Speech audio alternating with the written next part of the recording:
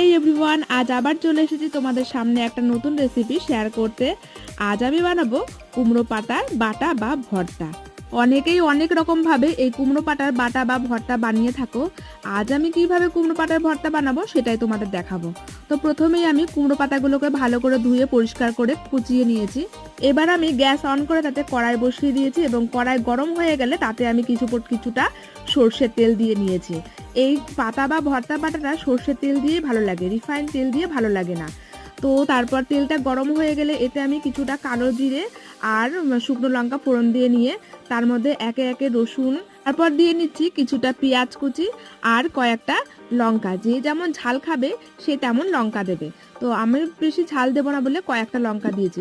ওগুলোকে ভালো করে ভেজে নিয়ে তার মধ্যে এবার আমি ওই কুচোনো কুমড়ো পাতাটা দিয়ে দেবো। কুমড়ো পাতা দিয়ে নাড়াচাড়া করার পরে ভুলে গেছিলাম আমি লবণ দিতে, তাই এখানে আমি কিছুটা লবণ দিয়ে